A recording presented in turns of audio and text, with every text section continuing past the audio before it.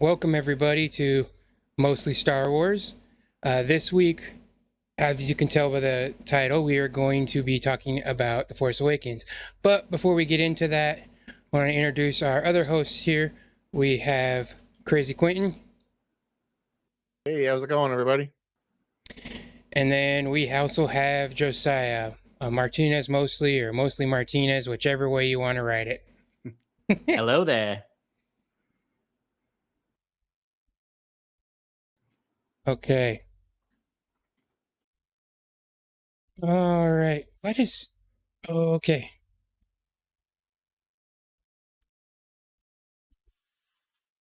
It's laggy? Yeah, okay. What the heck, man? Yeah. My settings are all fine. Like how it was when I started restarted last week. Yeah, when I restarted my yeah, we're starting to set up a pattern here, huh? All right, maybe that might have changed anything. Maybe I just can't record at the same time.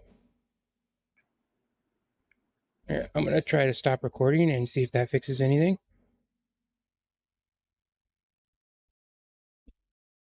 Okay, is it getting any better? It looks like it's still dropping frames. Super weird. I don't know, last time when I restarted it, everything worked fine the entire thing. And I've even turned down settings from last week. So it says the stream hasn't dropping any frames. It says skip to encoding lag. Yeah, I think it's getting better now. Okay.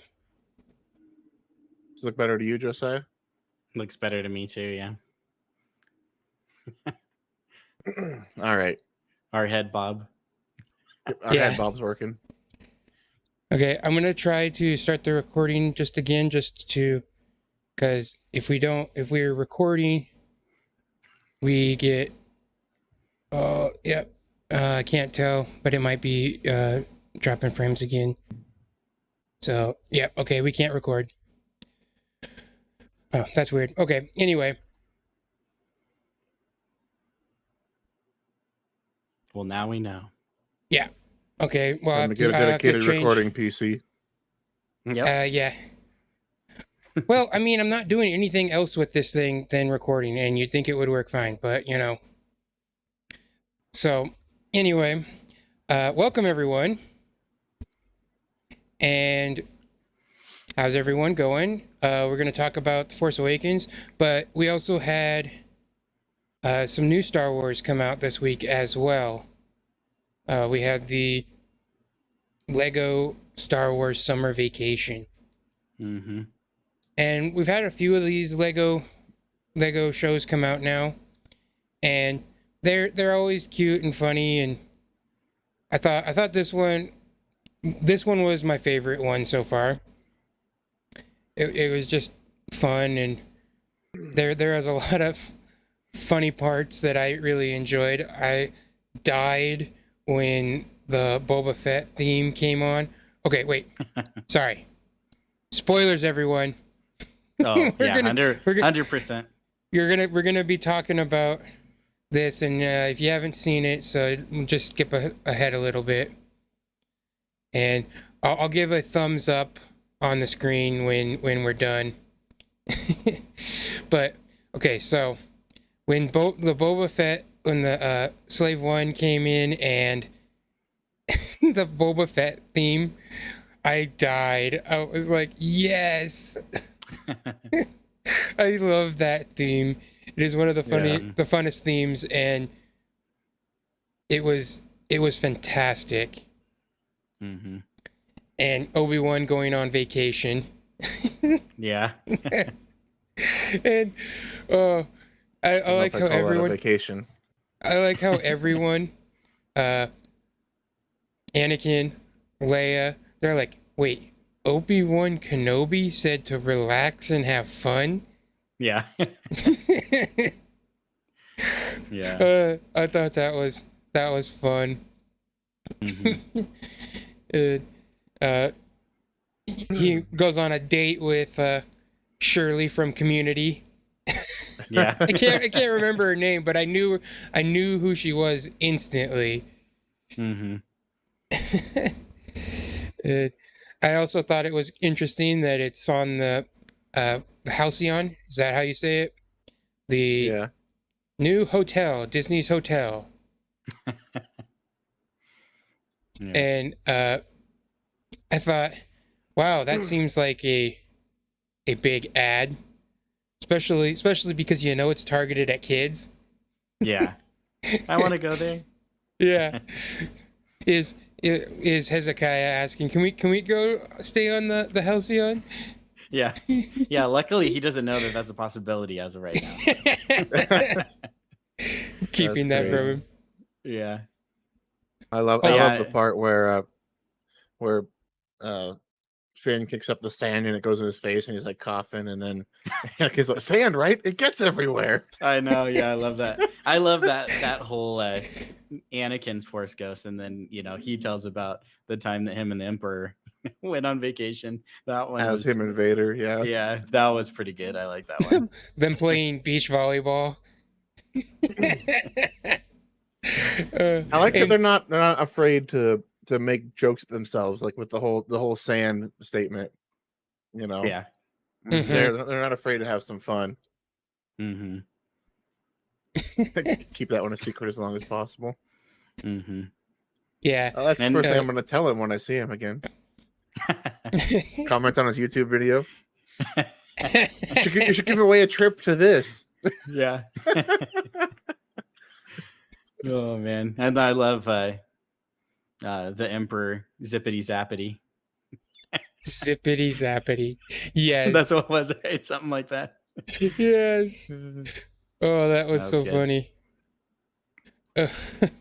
He starts electrocuting everyone. I just like how he was all bored, and then he's like, ruler of the beach. Yeah. That's all he wanted. And then To be a ruler of something. They win at everything because he just uses the Force to cheat. Mm-hmm. Yeah. I really want that Darth Vader minifigure, like actual the Lego with him in the tank top. In the tank top, yeah. Yeah, I think I feel like didn't that celebration they like showed that?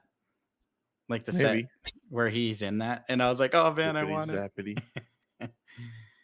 I like, okay, when Anakin comes out of the water, I think Finn's first reaction is like, is the Emperor back again? Yeah. Yeah. Again. Yeah. Yeah, they do tend to make little jokes at that, and that's always funny. And I like at the end of that sequence, he's like, wait, did you just try to teach me a lesson with the Emperor? Yeah. He's like, no, well, yeah, I guess. And then he just walks back into the sea. Yeah. And then the other good one that I liked is all the scenes with the Solo family vacation on Endor. Yes. that was all pretty good too. The what did they call him? What was the mouse droid? They kept calling. Yeah. The insult was, "Oh, you mouse droid." Yeah. To Ben. Mm-hmm. Yeah. Well, he calls the other guy when he kicks him out of the sea. He calls him that. But I just liked how the whole fight there, and he's like, "Oh, the Death Star debris," and just him taking over, and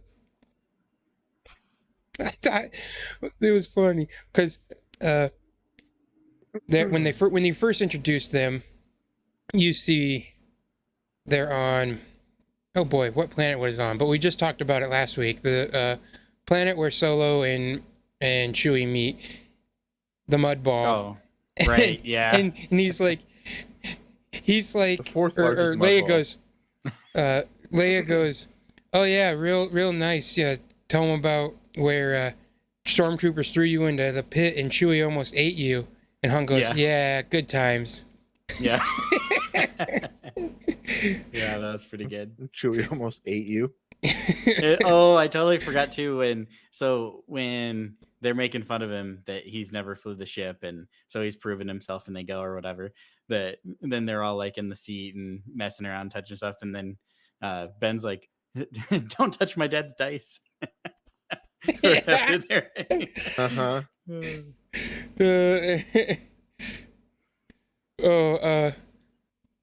I thought, love the stormtrooper the design. I was thinking, it was funny that the stormtrooper swimsuits on the Legos on Scarif. Mm-hmm. And I thought it was also funny when Finn's like, so you mean Scarif just went through a resort to a Empire base to a resort again? Yeah. I'm like, I thought it was real funny because the Emperor's like, we'll build a shield generator right here, but we'll put the master switch way over there. Yeah. Oh man. It was just a fun, like you don't have to pay super amount of attention. There's just little. It's basically like if memes became videos. Yeah. That's basically what the show is. Mm-hmm. And it was fun. It wasn't overly it was just like a chill. It was a chill time too because they're just telling stories about going on vacation and I liked Wicked and Wix. Yeah. Yeah. It was fun. And well, you also have Billy D. Williams narrating the whole thing, or not narrating, but he's like the ship announcer. Right. Yeah. It's like I think he said,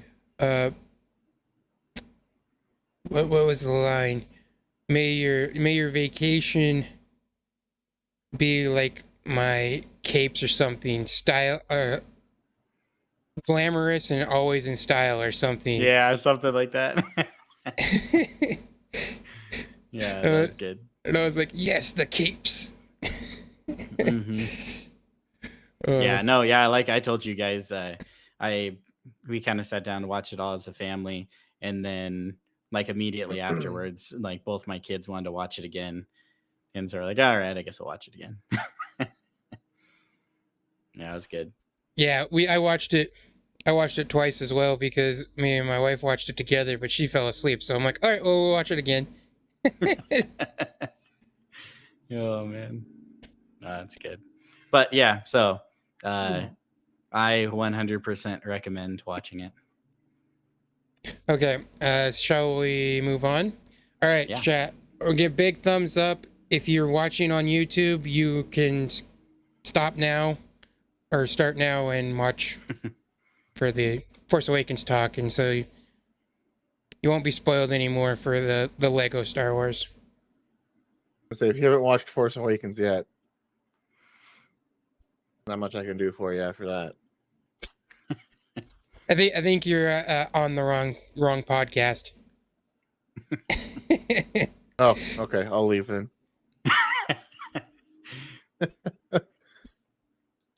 All right. Well, who wants to start? Not it. I'll start for you guys. Okay. So we have the first movie in like a decade, the first Star Wars movie. Mm-hmm. I think, all of us here for sure, any Star Wars fan, right, was super excited to see Star Wars once again at the theater on the big screen, all the hype before it, even the trailers, watching all the trailers. I was super excited, watching the different interviews with mostly everybody on the cast, pretty positive, everyone except Mark Hamill. And so, yeah, I was super pumped for the movie. And I think the movie was the idea of the movie doing another trilogy, I think was a good idea. I think kind of mixing some of the things that we love, some of the characters and some of the themes that we loved in like the original trilogy, and mixing that with new characters, giving us new experiences. That idea was real. It was a really good idea. Yeah, I remember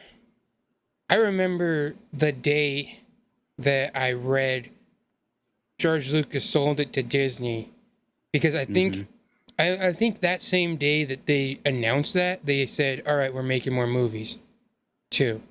And Yeah. I just was like, I remember texting Quinton and like, "Oh my goodness, this is like amazing," because we've always loved Star Wars, everything Star Wars since we were kids, and we're like thought it was mostly dead besides random games you'd get once in a while. Like I think hmm like Force Unleashed was the last thing we had gotten really. hmm And so there wasn't a whole lot of new content.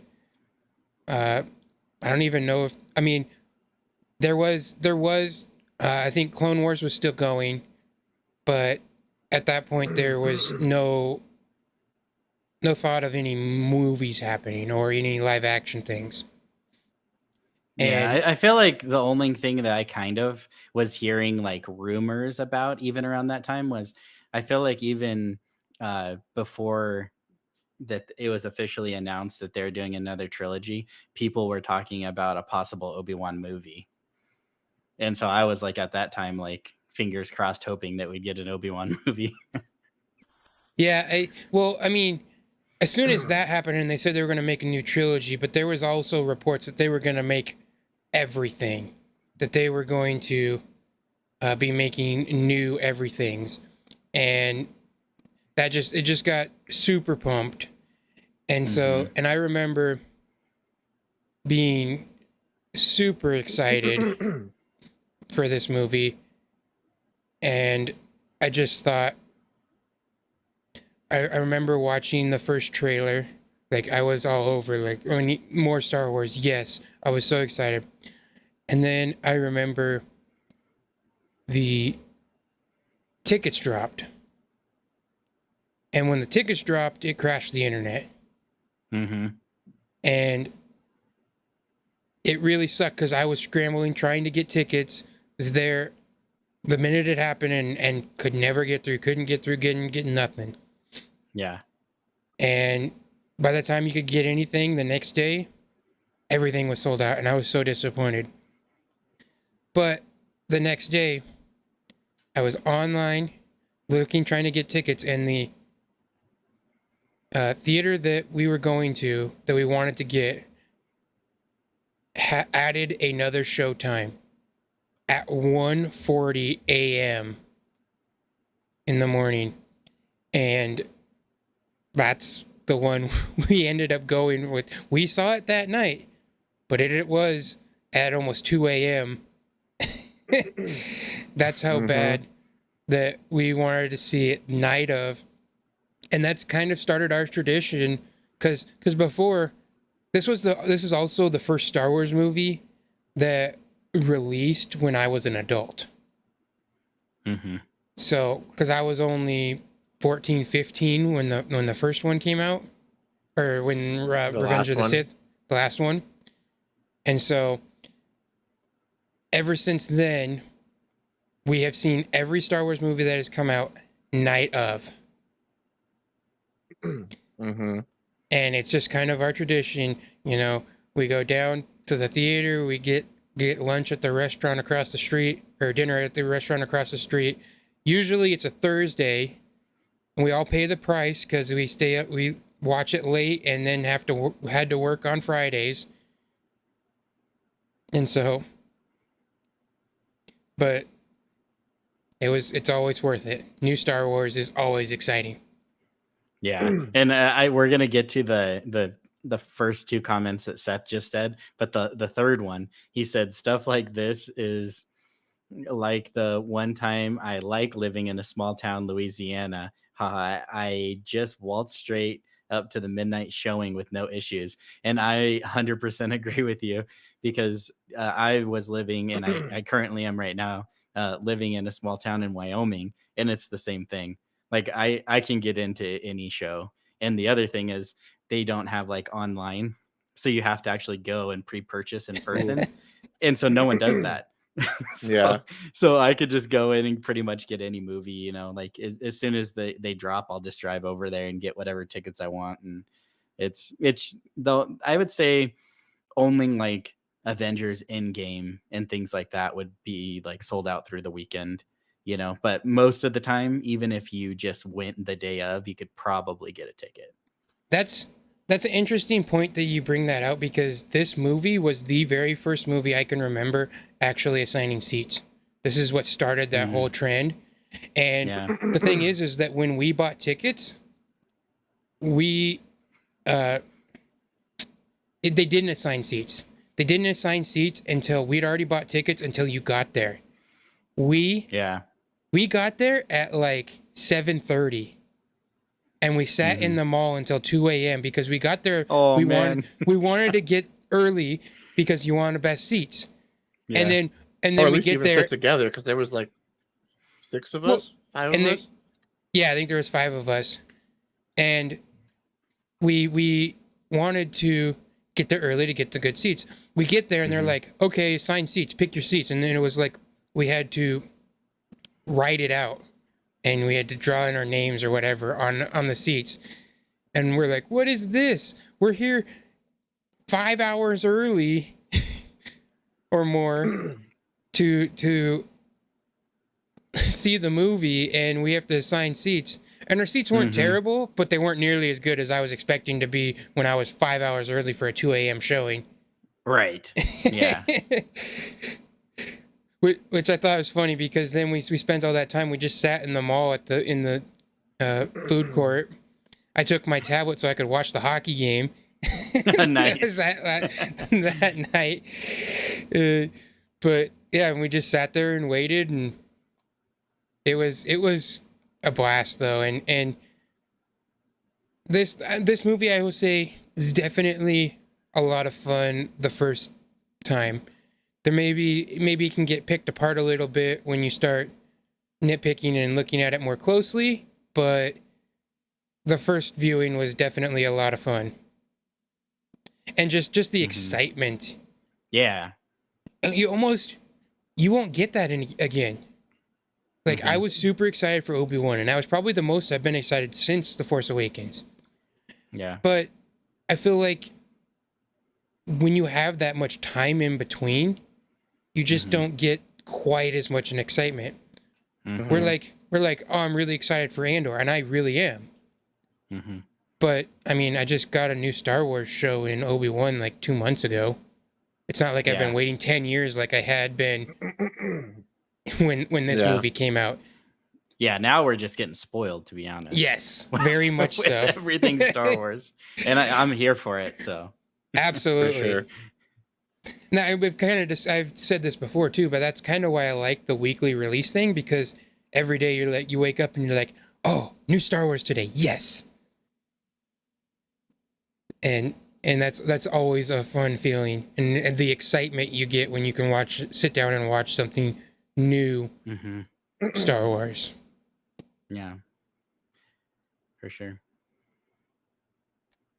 And okay, so Seth says this movie is super fun and so well paced, like it flies by. I feel the same way about Rise of Skywalker, even as full of problems it is. It's so fun. Yes, I will agree with that wholeheartedly. This movie, it is fun. Honestly, I'm probably, I know you guys might go a little negative, but I will say of the sequels that The Force Awakens, getting past all the excitement that there was and the fun that I had when it was new, when I look back on it, I actually think it's my least favorite of the sequels. Because it feels a little bit like A New Hope. A lot of it's the same. But when I was watching it this time, I kind of realized that it's not necessarily about the things that happen, but the story is in these characters' relationships and their relationships with each other. Rey and Finn's relationship, Han and Chewie, Han and Leia, and their relationships and what has happened. And so, as we get into it here, Josiah, you wanted to talk about those comments that Seth posted. Mm-hmm. I think that's kind of a good way to jump into it. So, Seth in chat said, I still really enjoy this movie, but it's definitely like a design by committee. Disney so clearly wanted to divorce themselves from the prequels, especially early on. The first spoken words of the sequel trilogy are literally, "This will begin to make things right." Haha. And yeah, I think it's a great start because it is what happened. And I don't know if you guys remembered, but there was when the Disney buyout happened, there's huge like live events like on multiple different websites, and you could like see Disney talking, and there's different like people within Disney talking how they're excited, and they have a bunch of projects they want to do. And they even had they had a little interview of George Lucas with Kathleen Kennedy. Did you guys see that? Mm-hmm. And I'm sure I did at some point, but yeah. But So he basically is saying that he knew that he was gonna kind of like step away, and he couldn't do it forever, like a lot of those types of things. He was like, I thought that it was like done, after the prequels and everything like that, and whatever. It was kind of like he didn't know what was gonna happen, but then when he found out about this idea, he was like, I know I can't continue doing it, and I know like I just was like the perfect person to do it is Kathleen Kennedy. And she was like, oh man, I'm so honored, and all this type of stuff. And she was like really like, how you would imagine, you're super honored and you want to continue on that legacy and everything like that. And then it's like, it feels like to me that it's like as soon as that deal fully went through, that's when they're like, okay, get rid of George, and we're gonna do it exactly how we want, and our own way and everything like that. And I feel like for me, story wise, that's where things kind of went off the rails. I think because I've seen multiple things. One thing, people like to give Kathleen Kennedy a bunch of crap, but people don't realize that she's in her position because George hired her and put her there. She was his choice. Yeah, 100%. Not Disney's. Disney just let her do her job. Mm-hmm. Now, I do think you kind of right where I have seen things where George had said that when he had signed off, he kind of, or it was Bob Iger's book. Mm-hmm. And I haven't read the book, but I've just seen articles about it where he mentions that George Lucas was mad because he was under the impression that, because he had wrote treatments for 7, 8, and 9. Yeah. And that he was under the impression that when he signed it over to them, they were going to make those movies. Yeah. Once they fully got control, they stopped that and they're like, nope, make a nostalgia flick. Mm-hmm.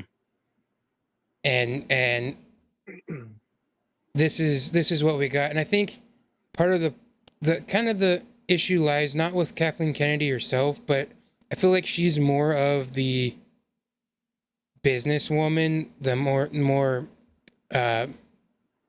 business oriented. Mm-hmm. And I think that's where Dave is the artist. Yeah. Mm-hmm.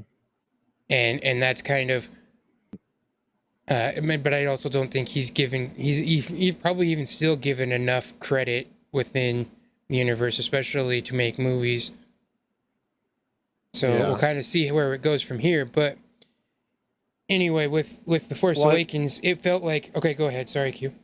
I was just gonna say that you mentioned the divorce from the prequels and saying this will begin to make things right. I feel like that was at a time when the... I don't know if it was quite right then, but it was definitely approaching a time when the prequels were starting to be viewed in another light. Yeah. Star Wars fans today love the prequels.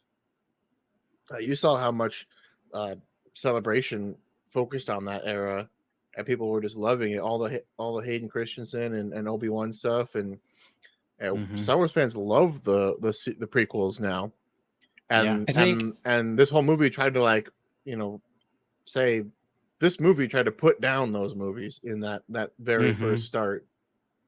And I feel like it was kind of a sour way to start it. Yeah. And I will agree with that, because it almost feels like the resurgence that happened with the prequels is more like we liked them and we were kids. Obi-Wan had said, I'm really glad to see that the people that we made these movies for love them. And that he means by people our age, because we were kids. George Lucas says Star Wars is for 12-year-olds. He's always said that. And I would have been 8 or 9 when the episode 1 came out, and I was 14 when the Revenge of the Sith came out. But now 10 years later, we're the adults, and our Star Wars is the prequels. And so when people didn't like the prequels, it was the adults that didn't like the prequels that were original trilogy kids. And what you're seeing here is kind of the opposite, or you're seeing the same thing happen with the treatment of the sequels. There are kids that this is their Star Wars, and then prequel people are hating on them, no different than the original trilogy people hated on the prequels. And it's kind of like this cycle. But I think that's what Disney also didn't understand, is that the vocal people, the majority of the vocal people that you hear on Twitter and Facebook and social media in general are our age. Our generation. Who love the prequels. And that's kind of why you get the backlash to some of the things like this will begin to make things right. You see like you said, people who were kids when the original trilogy came out, who didn't like the prequels, the people who were kids when the prequels came out, like us, our generation, yes, we like the prequels, but we also like the original trilogy. Like, it's not like we like one, it's not like we don't like the other. Our generation liked both. Yes. Yeah, and I think the other thing is, so just Star Wars in the chat said, I think the generation it was made for when the prequels were released is now in the prime age to show how much they actually are liked, kind of like what we're talking about. And I think another thing to kind of like, piggyback off of that statement and what we've all been talking about is also the Clone Wars. The Clone Wars cartoon came out, and that made me love the prequels even more than I did before. And then, you continue moving on and you have Rebels and things like that. It just is compounding how great those other movies are when you have more story involved in it, more character development, and you even can connect with those characters a little bit more. And so I think along with us being at that age where those were our movies, besides that, I think that they've just continued to do such a great job with other releases, whether it's cartoon or live action now, that is making those more relevant and I guess more loved for sure. Yeah. Seth says the difference is that both of those trilogies, the prequels and the originals, were their own things and weren't trying to respond to anything else. And that's something that George has also said. That was George's biggest complaint about this movie too, was that one thing he always tried to do was make them different. And he even tried to keep them special. One thing in the prequels, you never see them jump to hyperspace. From inside the ship. From inside the ship with the stars around. Because that was something he thought was special. That was, if you want nostalgia, he thought you could watch the old movies. And that those were something special that they had created for those movies.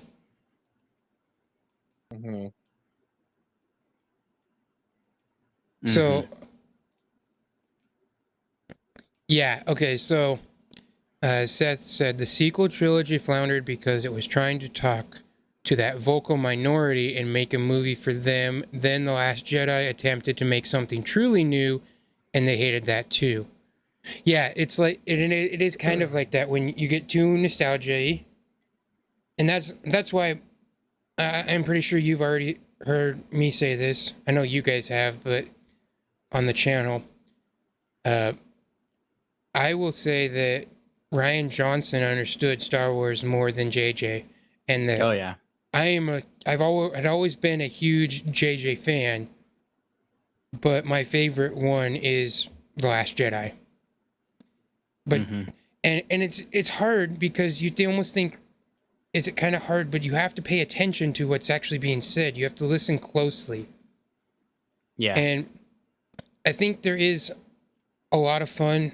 Like, if you can move past that one line, which when I was watching it for the first time in theaters, think this will begin to make things right. And it never even crossed my mind that this was a sort of jab at the prequels in a way. And I'll almost say that the first 30 minutes or so, and pretty much until you get to Han and Chewie coming in, it does feel like this is a good start. This is a good start. This is a fun. We're just meeting these characters. You know, you get the Finn and Poe. I'm gonna break you out, and he's like, I was like that. He's like, "Are you with the Resistance?" Like, nope. You need a pilot. He's like, "I need a pilot," and so you get those goofy things. I like, Finn being a stormtrooper, but he doesn't want to shoot, doesn't want to kill the villagers, and then wants to escape. That's some good storytelling. I think it's funny that I laughed super hard this time when I was watching it because he tries to when he first sees Rey and she's being trying to be beaten up for BB-8, and then he's like running towards her. He's gonna go rescue her, and then she beats the crap out of him, and he just stops and he's like, "Oh." But then all of a sudden she tracks him down, and so he's running from her. And it's just You've noticed been trained since birth as a stormtrooper. Yeah. And then but I think it's funny when the stormtroopers show up, he always he grabs her hand and she goes, "I know how to run without you holding my hand." It's just like, yes, let her go. And then, but I think it's actually good storytelling because, and then after that, he does it again, and she goes, "Quit grabbing my hand." But then the TIE fighters hit, and they both fall down and everything, and he's laying on the ground, and his first reaction is to go, "Are you okay?" And she's like, "Yeah." And she says, "Let's go," and she puts her hand out and grabs him to help him up. Yeah, how could she not be okay? She's perfect. Oh boy. So, yeah, like Seth said, Finn is a great character. I believe he is. I'll agree to that. I think Finn's a good character. I'm kind of sad we didn't get more from him in this trilogy. Yeah.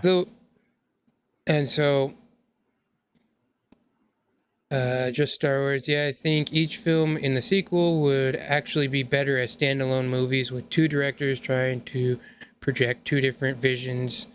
It made it feel disjointed. Yeah, I would agree. And just also, I don't think it's just a two different director issue. I think it's that those directors with two different visions had such a huge part in the writing of it. Yeah. And then when The Last Jedi kind of floundered, J.J. Abrams was told to fix this, and people didn't love his first one, so how's he supposed to fix it? Yeah, I think when I think about this more, it kind of reminds me. I watched an interview with the lead writer for the new Tomb Raider games, and she was describing the way that she went into the writing on all these different things. And she said a few very simple things. And one of them was, she said, as a good writer, you need to answer all of the questions, right? The who, the what, the where. But she said the most important thing that you need to do is answer the whys.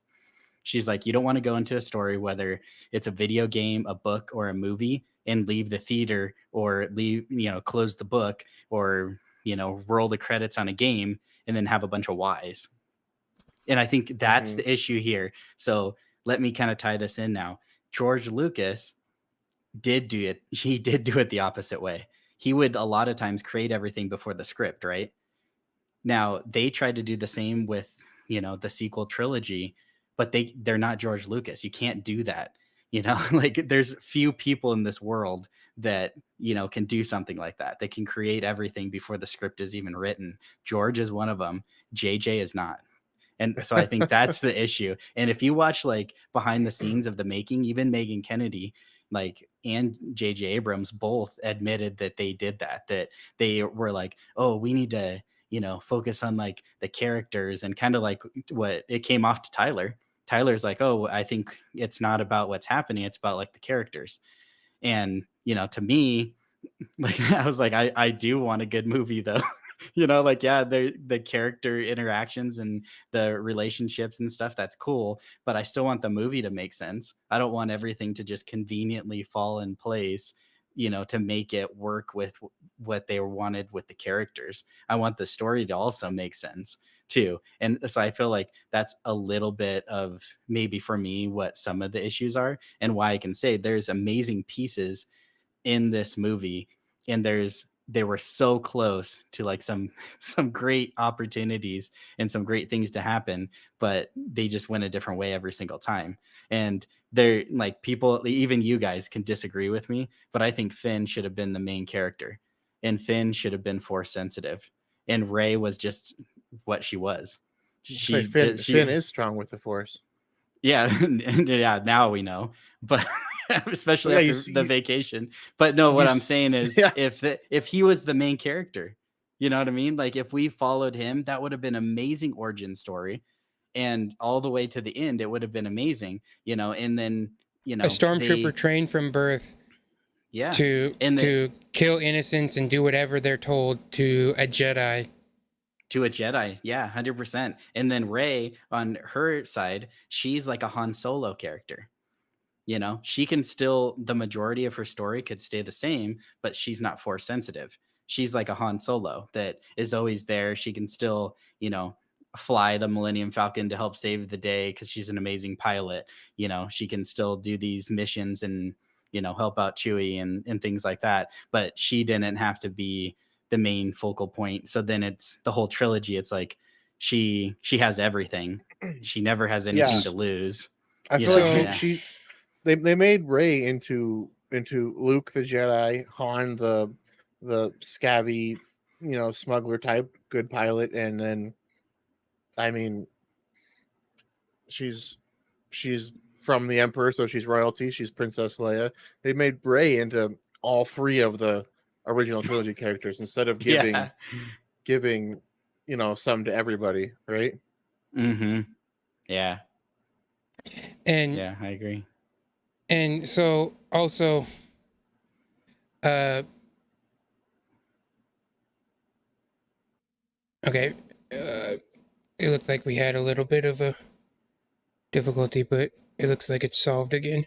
Okay, so I think Seth had mentioned that the core cast of the characters are amazing.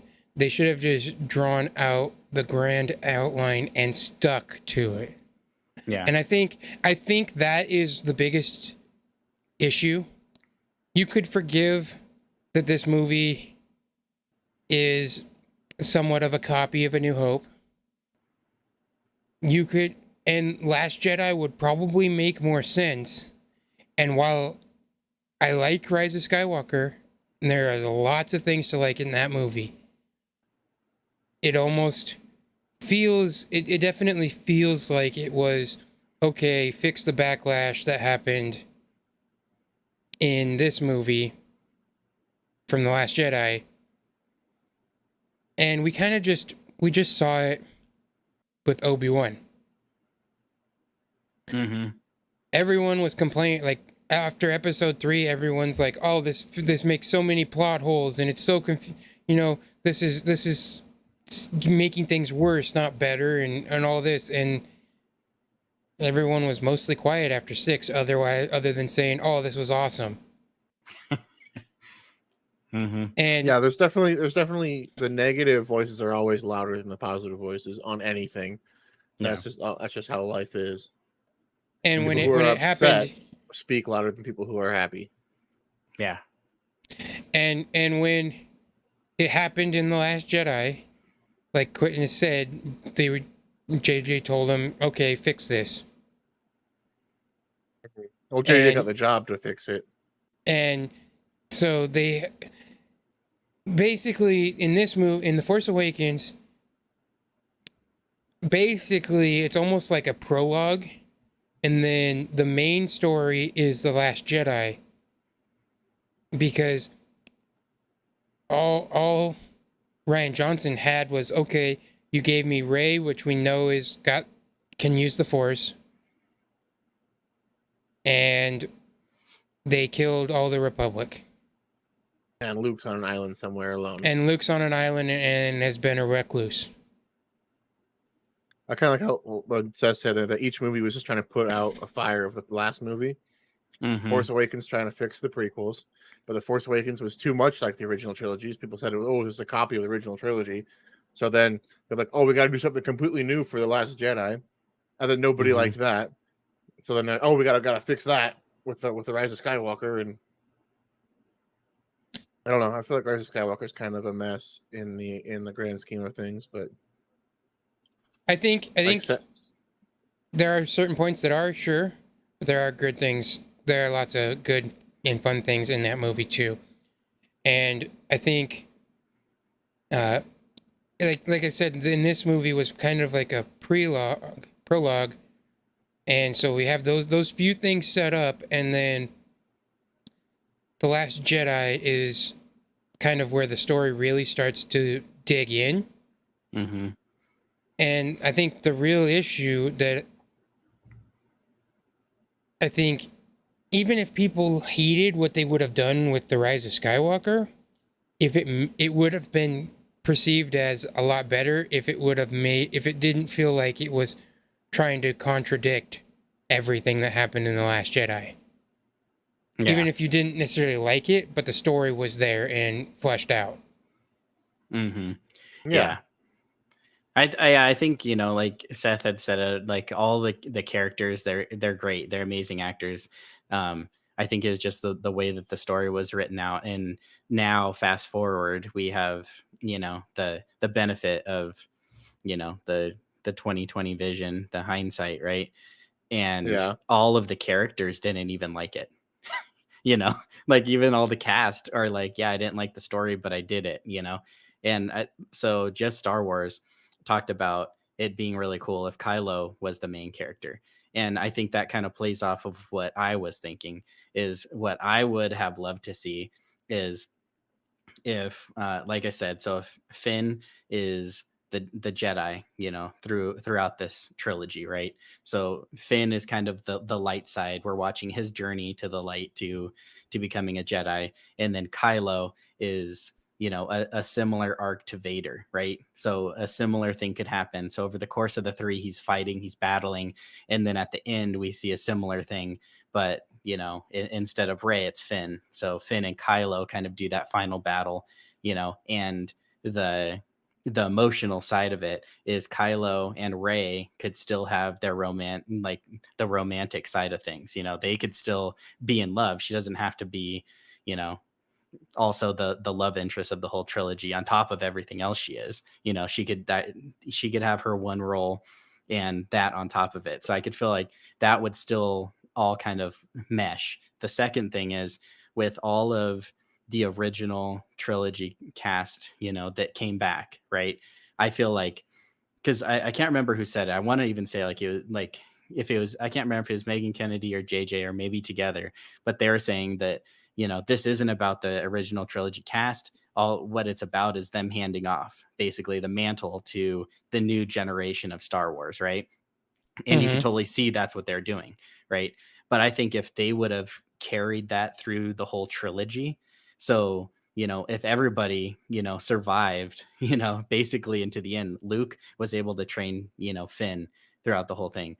Han and Leia have their thing up until the end, and so then it was more like they were 100% prepared, whereas this one, it's kind of like they have Han as a little bit of like a you know a a role model wise man kind of. Yeah, But he then fits but that then role yeah, from but the then he first two. dies. Well, You know? I mean, okay, that to that point, Han Solo in this movie is Qui-Gon Jinn and Obi-Wan Kenobi.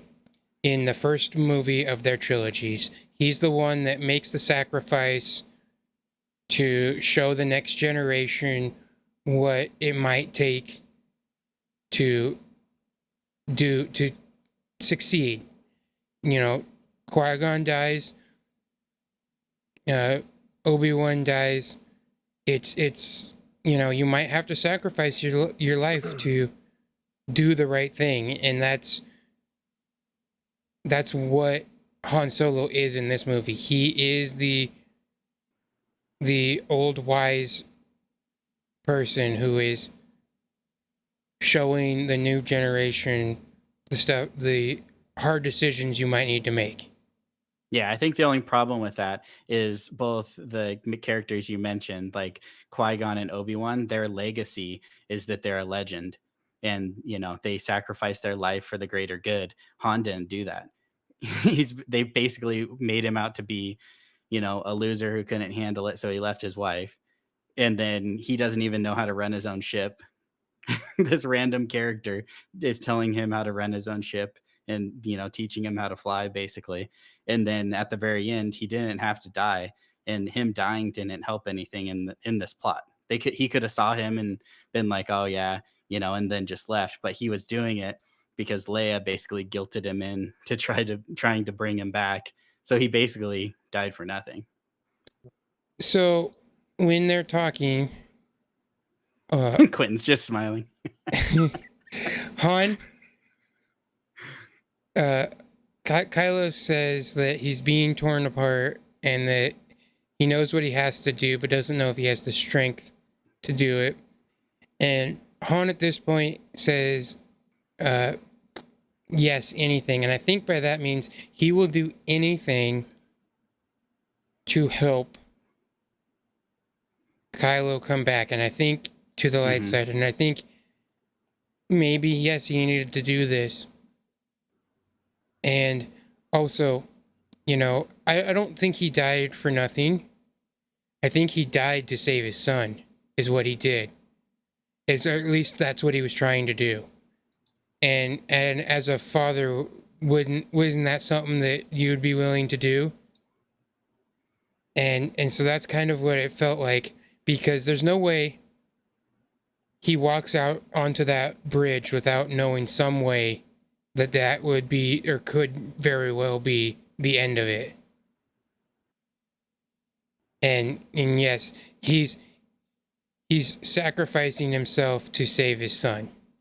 And that's what the way I look at it is that that'd be like saying Padme died to save Anakin. I mean, maybe you could say it's a small part, maybe, but I mean, it's way too much time from when he dies to when he comes back to the light. But the first thing I would say he Luke comes is back the to, reason why. And first so thing this he one, it's like sees, Rey in this movie is the reason he goes to the light. if you think about it though, in Rise of Skywalker, what's the first thing he sees after he decides to go back to the light? He relives this moment. almost word for word. And so that, I think, these are just seeds. And if that's all he could provide, I think Han Solo was willing to die to plant a seed that because Leia says there's still light in him, and he knows it too. Mm-hmm. And that this moment is, he would do anything, including dying, to even plant a seed to bring him back to the light side. And so that so in their line, because you mentioned about him leaving, Han Solo leaving. So their line when they meet and they're back on Dakar is that Han says, "I know every time you look at me, you see him." And Leia says, "You think I want to forget him, but I want him back." And then Han says, "There is nothing more we could have done. There's too much Vader in him." And Leia, "That is why I wanted him to train with Luke. I just should have never sent him away. That is when I lost him. That's when I lost you both." When he falls to the dark side, and Han goes on to say, "We both had to deal with it our own way. I went back to the only thing I was any good at," and Leia said, "We both did." So it's just how they dealt with it. I don't necessarily see it as a bad thing. I mean, if you say that about Han, I feel like you can say the same thing about Leia in that aspect. Yeah, for sure. Yeah, I agree with that. I think that they did both those characters an injustice, and I know Rebellica's not here right now, but Leia is her hero, right? Mm-hmm. And there's no way that she agrees that she would be fine with that. One of the greatest love stories of all time in cinema, that they break up, and they break Yeah. up because of that. I don't know. That's one thing that's tough for me. Like, I think they had to put that in there, obviously, once again, because you need to know some whys in this movie. So I mean, they put it out there, but I think for anybody who liked those characters before, it's kind of like, okay, so within 30 years, you both revert to what you were before we saw all of your character development, before you both became heroes, before you Mhm. both, had this whirlwind romance. That's just, it's kind of like, once again, I think they were trying too hard to be like, okay, all of the Star Wars characters that are in this, we're giving you some nostalgia, but all of them are basically worthless in in the new Star Wars we're creating. You need to care about Rey. Rey is the one that has everything. Han doesn't have it together. Leia doesn't even have it together. Luke definitely doesn't have it together. So you need these new people with all the hope, all the power of the Force, all of the Force abilities without training. That's that's what you want to focus on. All of these amazing people without flaws, and then the people with flaws are the ones that people loved in the past. One thing I wanted to bring up when you mentioned that um, Han Solo's sacrifice would be like Padme sacrificing to redeem Anakin, because it's all a time later, but it's really not that much later. I think that's another failing of the sequel trilogy, is unlike the original trilogy. The original trilogy takes place over 4 years, right? There's 3 years between the first two and a year between the second and third. But this movie, they're all like boom, boom, boom, one right after another. Yeah. No, there's Technically, the Rise of Skywalker is 35 ABY, and Force Awakens and Last Jedi are 34 BBY. But that it's a doesn't year necessarily mean later. doesn't mean it's an entire year later. It could be 6 months later. It just happened that the calendar year changed, right? So, so in theory, his sacrifice leads to Kylo's redemption within a year, within 12 months. That's not a very long time for him to like sit there and meditate and think about what he just did, So I feel like Yeah, I do because know that was another issue. Last Jedi takes place like 30 minutes after The Force Awakens. It's instantly. It picks up right where the credits roll off of her handing the saber. It's literally not even seconds. It's the very, it picks up right where it left off.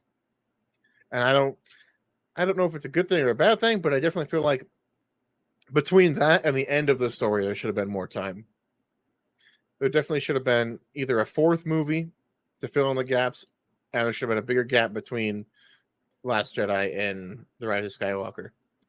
I think you could easily I remember when I first watched The Last Jedi, my first thought was this felt more like a part 2 of a 4-movie set instead of no like time period between the two of them. It just more felt like a part, like I said, part 2 of 4, not necessarily the middle of a trilogy. Mm-hmm. Yeah, especially because the end of The Last Jedi is kind of like the Resistance reset. Yeah, you know, there's less people in the Resistance at the end of The Last Jedi than there is in the Rebel Alliance during, you know, the Rebel time period, or Obi-Wan. There's more people on the path than there are in the Resistance at that point. Like, so it definitely felt like it was like a reset, and then it was, oh, we got to finish this movie in 2 hours. We got to finish this whole story in 2 hours. But I do feel like that, where you get the sacrifice of Han to Kylo's redemption, is actually very quick. It's 3 movies, but the time period is very short. Whereas, like Anakin's fall, he's Darth Vader for 25 years, something like that. It's a lot longer. Yeah, that's about right. 20 some years. And I do, you brought something up earlier, Josiah, and I do think that of the sequel trilogy in general, and even in this movie, my favorite character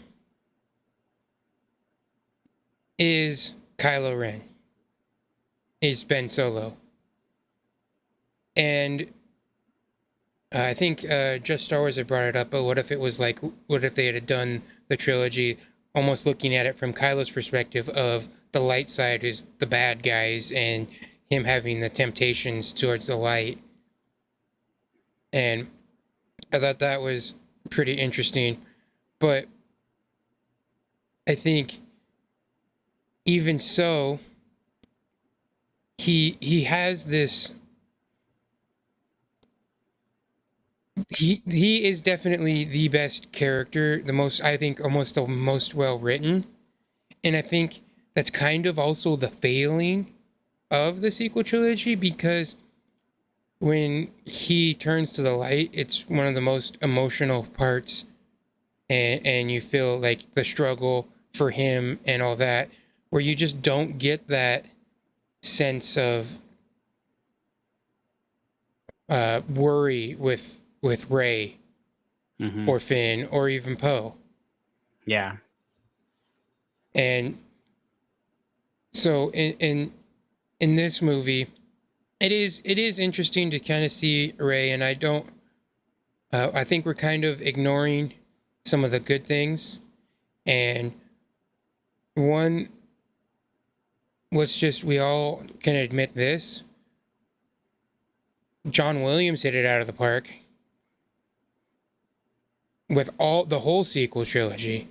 His music in this trilogy is just as good as either of the first two.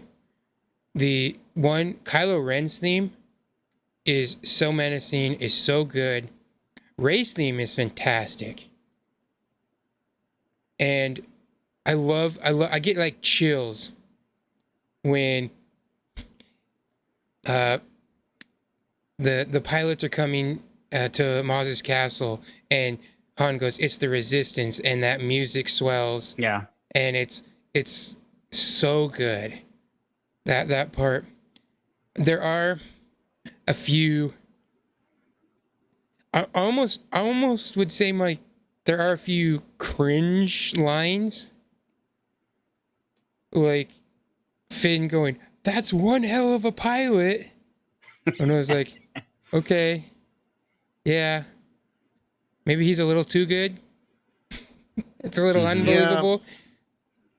In that That one scene- shot becomes a double ace. Yeah. Yeah, in that one scene in the castle where he just mows down like 10 TIE fighters. Mm-hmm. Like, I mean, sure, he's a good pilot, but Luke was a great pilot. Wedge was a good pilot. Mm-hmm. You know, there were good pilots that didn't. You just aren't. That's impossible to be like that. You know what I mean? It was unrealistic from a non-Force user. Mm-hmm.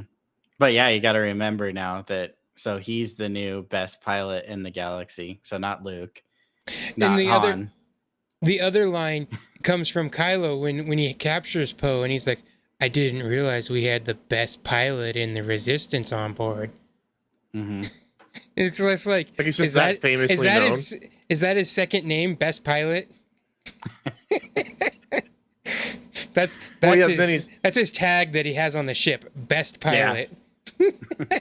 And then he's sniping stormtroopers on the ground and hits two of them right next to Han and Chewie and Finn without even endangering anybody else. Oh yeah, that's true. Aren't those cannons on those things like really powerful? Like when Chewbacca shoots his bowcaster, stormtroopers go flying, and then these guys get hit by blast from an X-wing and they just drop to the ground. No, there's a big explosion when it's fired. I mean, I don't think Well, they go there- as far as Chewie's bowcaster sends them. Yeah, no. So Yeah, but they there weren't hit is when directly with it. when he Yeah, first they started, when he first starts shooting, right? Right- and they're right in shooting the on chest. the ground. They like blow up those huge they're like what are they called? Like it's like brick Transports? walls basically, or the brick Oh walls. yeah. It's like blowing those up right when he first shoots. But Mhm. then when he goes by it, like the scene you're talking about, when he shoots right beside Han and Chewie, he can like surgically hit those guys right beside him. Whereas like While when he was flying shooting at full before, speed. Uh, A little too know- best pilot in the Resistance for me. Another thing I love is I also think is another great character that kind of got the short end of the stick in Rise of Skywalker. But Hux, I C-3PO. think Hux Oh. Hux is a great character. yeah. His speech in this movie is chilling. And I know probably a lot of you that are watching as well know that the Empire, George based that on Nazis. Mm-hmm. And that's why they're called stormtroopers. I just think it was like a lot of people didn't know that, I guess.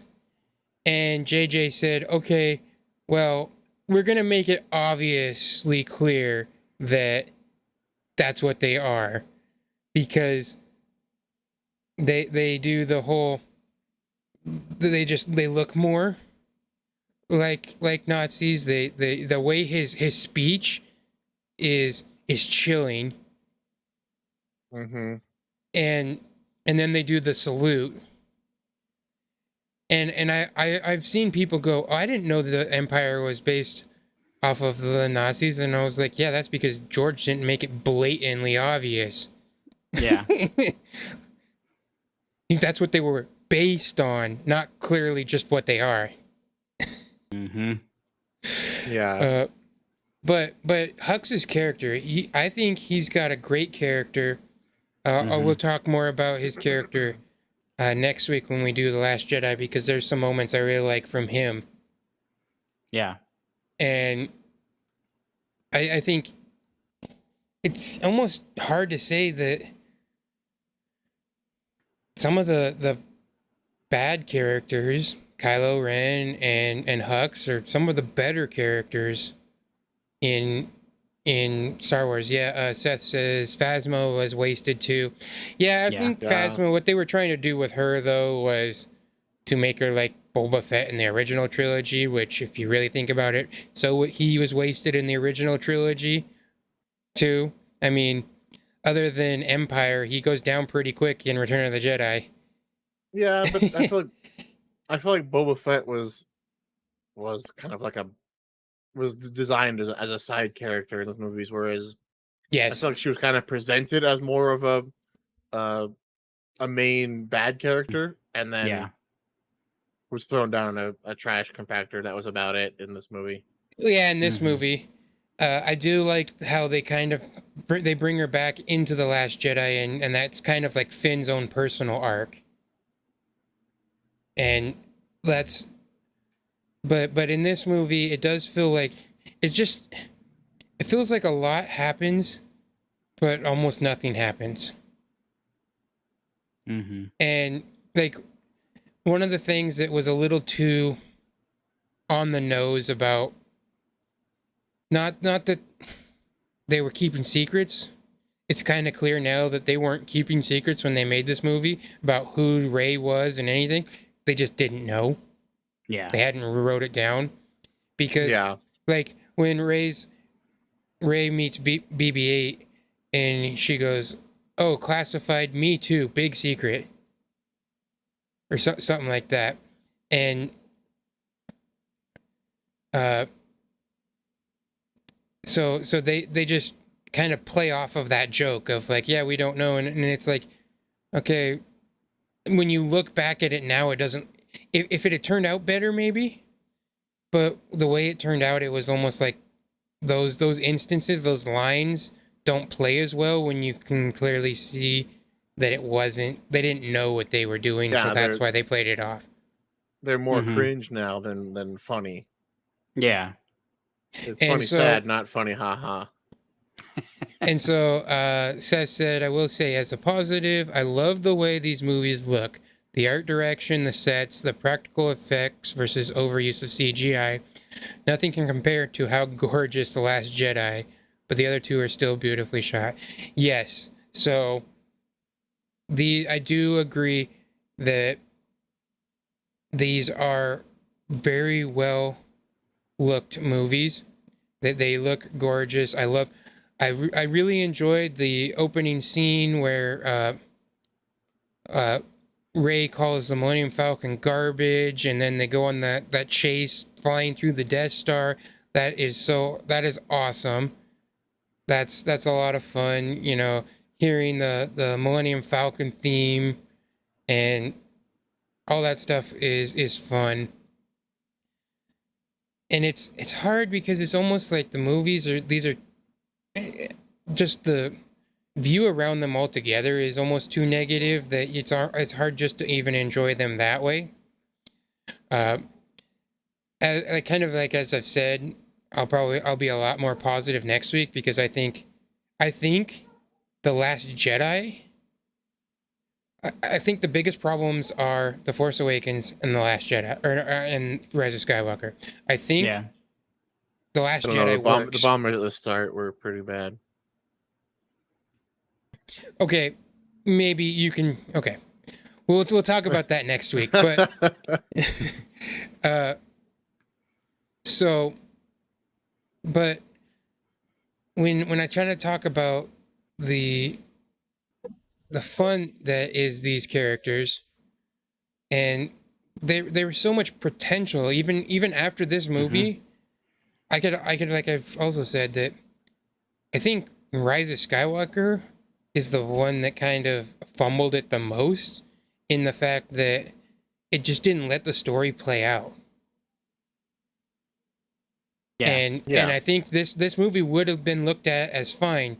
You have the instances where like we had talked about during Return of the Jedi, it doesn't matter that the battle on the outside of the Death Star is awfully similar to the first battle of the Death Star because the battle had really moved to inside, especially for Luke, who was the main character, had moved to the inside. It was the internal struggle. And I think you could look at this movie a lot the same way. Rey is beginning to use the Force, understand the Force. I almost look at this movie the way I think of it this way. Lord Santeca says, "Without the Jedi, there can be no balance." And I almost look at the light side is trying to use Rey because there really isn't any Jedi active currently, and so the light side has gone kind of dormant in the galaxy. And so whether it's just allowing her or giving her the strength, not necessarily having to be trained. And also, I think if you want to get into the Rise of Skywalker a little bit, maybe the light side has a sense of humor in picking the Emperor's granddaughter to balance out the Force.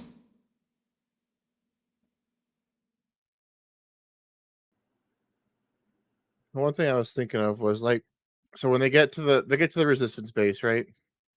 And they talk about the size comparison of Starkiller base to the original Death Star, and they just pull up like the schematic of it, and it's like, well, how'd they get that schematic of Starkiller base?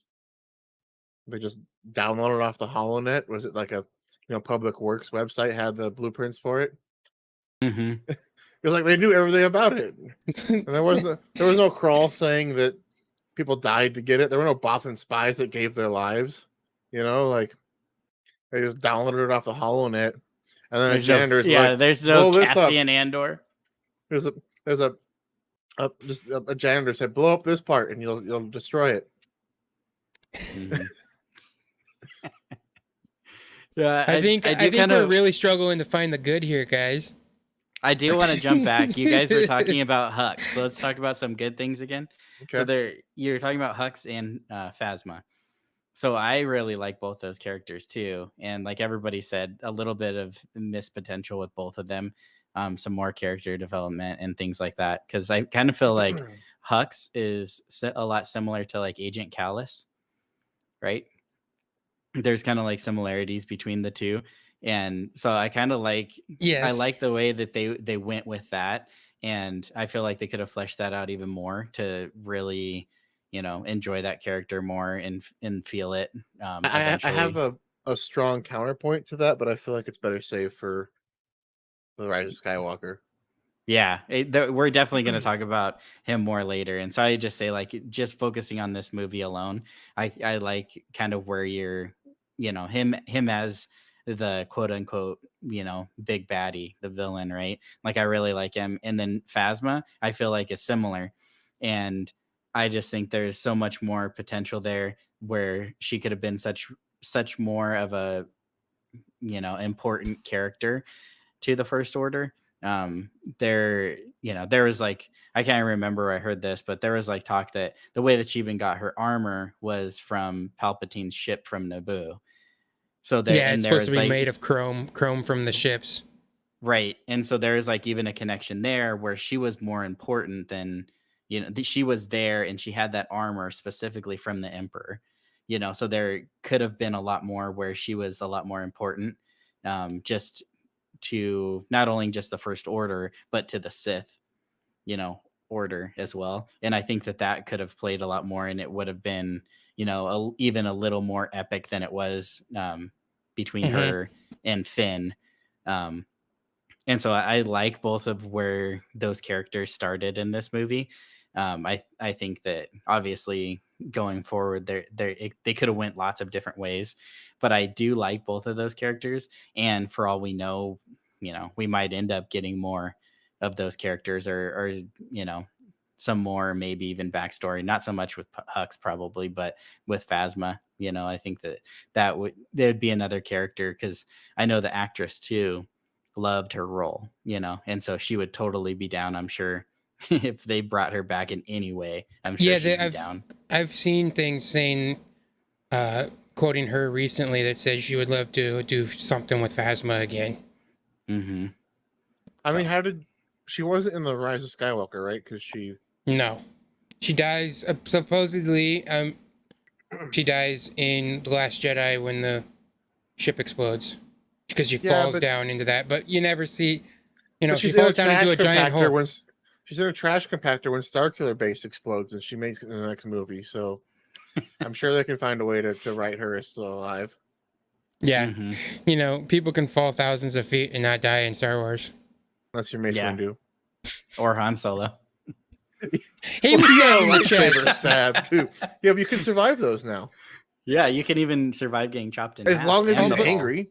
As long as he wants revenge. Yeah, if he's a dark side, he's not on the dark side though. Revenge just wonders for the will to live. Well, let's give Padme 500 cc's of revenge stat. Mm-hmm. Fix her will to live. Oh man. So I'm sorry if we distracted you there, Josiah. Seth said that the biggest problem with the entire sequel trilogy, though, is something we haven't brought up yet. No decks. Yeah. I think that's also the biggest problem with the original trilogy as well, if you think about it. There would have been a perfect spot for Dex too in this movie. If he's Maz Kanata's castle. in my house, Maz Kanata's castle. Yeah. He would have been there, and he was just like, because he's a secret trader. You could have made him, Maz employing him to get all the secrets out and everything. That would have been great. Or they go and they're like, hey, we have this piece of a map to find Luke Skywalker, and it's missing this piece. We need to find the missing piece. And then they have to go, and Han says, I know someone who knows what those maps are and maybe can help us track them. That'd have been great. But so I think, Remember, we're distancing ourselves from the prequels here, though. So, oh yeah, that's true. Another thing I love, one thing that is great about the sequel trilogy is everyone. It's clear how many people love Star Wars by how many people want to be in Star Wars. Yeah. Uncredited Stormtrooper JB007. yeah. Daniel Craig, obviously Daniel Craig. Mm-hmm. And It's Jedi mind tricked by somebody who doesn't know what a Jedi mind trick is. Mm-hmm. James Bond. But like just the amount of people that want to be in Star Wars and will do it in full gear. They don't care. Yeah. He's just a stormtrooper. You don't see his face. And he's not credited in it at all. I don't even know if he's officially admitted that it's him. Yeah, that's true. Yeah. Like Seth says, who doesn't want to be in Star Wars? Yeah, that's 100% true. Yeah, I think the other thing you're just reminding me I don't know why when we were talking about Dex, but the other thing is the civilian aspect of this movie is like also missing. Like there's not a lot of, any sort of civilian or alien really species on planets type thing that is really like delved into. And I know that on this movie, there was a lot more between like Leia and the Senate. And, she had like a right-hand girl that was kind of helping her, help, I guess, get the resistance more firepower, get more of the galaxy that, that's part of the Republic to join in this battle and show how important it is. And so all of that stuff with like the Senate and all of those people and the new chancellor, all of them were cut out of the movie, and you do get to see them. So the chancellor and that person I was talking about, there's like Leia's, right-hand girl in the Senate, both you see them when they're the capital of the Republic is destroyed. And so like you don't know who those characters are. You just know that they're people that are about to die. But since they cut that out of the movie, I feel like that was a big missing piece too. Whereas, when the Death Star destroys Alderaan, there was that emotional beat there too. That it was Leia's family and friends. Yeah. Right. There was that extra deep connection. Whereas this one, it's like, oh man, that's so sad. All those, people that you don't know are dying.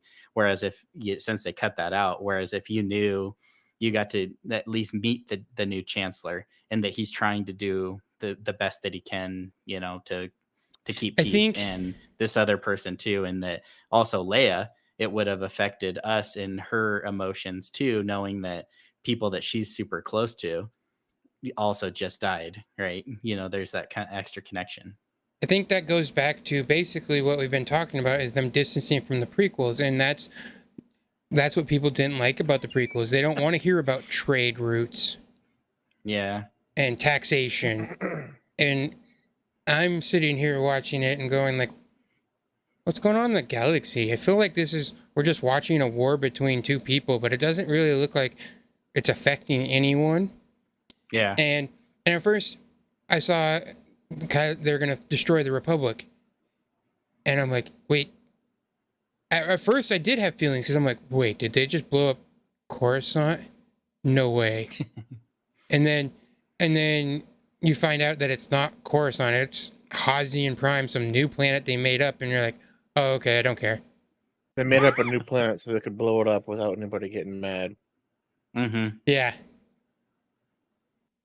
And they didn't I blow would have up been Naboo or Coruscant. Mm-hmm. Yeah, if you'd have done something like that where it was The actually Jedi Coruscant, Temple. Yeah. The Jedi Temple on Coruscant get destroyed.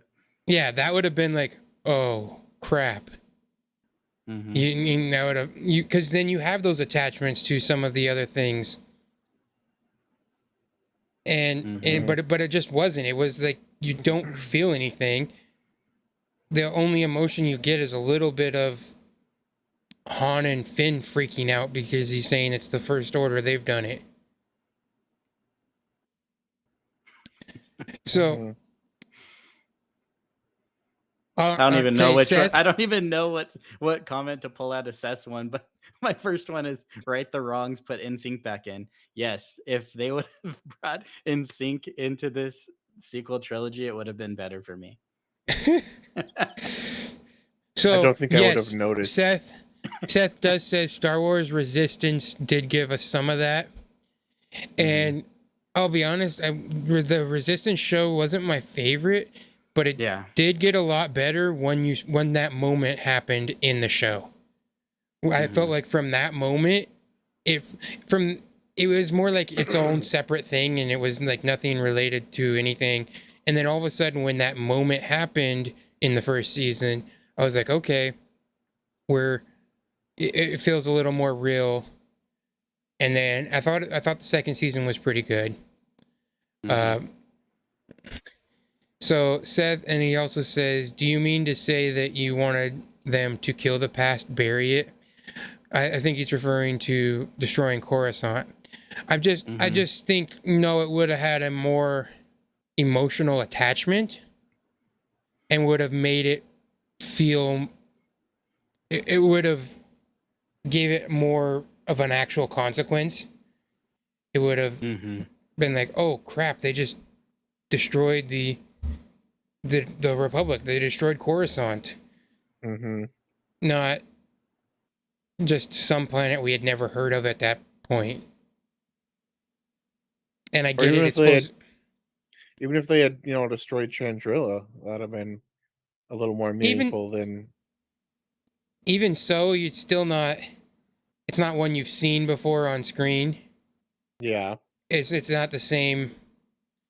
But also, Seth, I will get more into kill the past or forget the past, kill it if you have to statement in next week's episode, because I think that is probably what people confuse The Last Jedi the most for. But yeah, you just didn't get that sense of dread or loss when they destroyed Hazian Prime. Maybe that's something that they'll change with some of the new shows. Maybe they'll show Hazian and you can build that relationship. Even you could say Alderaan, until Obi-Wan had only seen it in live action, the end of Revenge of the Sith. That's all you saw it, was for that brief moment. But Yeah, but you when they blew it up, you understood it was an important character's home. yeah, because that's where it was obviously Leia's home, and that's where the rest of them were going to help her. Yeah. Mhm. So yeah, you understood that. Yeah. I think there's just like there's a lot of bouncing around also like with Kylo Ren. Like I feel like they wanted to make him, a super villain, like super evil, right? And but I think like once again going back to the fact that it's that short amount of time, he did like the unthinkable evil things in that very short amount of time, but then was able to redeem himself still at the end of the trilogy somehow. Like I feel like even Vader, even Anakin wouldn't have killed his own mom, to go the dark side. He wouldn't have, used a lightsaber against Padme or one of his children like He choked at that Padme. time. Yeah, that's different. That's He cut off domestic. Luke's hand. That's a domestic quarrel. Domestic quarrel. But yeah, I'm just saying, No, like, so sir. no, think about it. Think about Darth Vader never killed anyone in his own family, right? And he's a pretty baddie. Now, but like, so the Emperor did, like, he killed his own family, right? If you Mhm. well, if you take like the Plagueis books and stuff, Mhm. so he killed his own family. But like that's clear. Like the Emperor is like evil. There is no redemption for him. There's nothing he could ever do or ever want to do to ever, do anything right. Everything is just 100% evil with Palpatine. Yep. And so then it's like, so Kylo now is following in the Emperor's tracks and killing his own parent, like the Emperor did. But then within a couple of years, then he's like, okay, I'm good now. It's like, yeah, I'll kill my dad, but I mean, I would, at the end, I'd turn. I guess I should do the right thing now. After like that's one of the things like you just can't go back from. I mean, killing one of your parents or I think. killing one of your children, that's that's one of those you can't come back from thing. Oh, but a whole planet is okay. Yeah, because you have no connection to them. They're not your actual blood. Well, That's what I mean, that's been my argument with Anakin always too.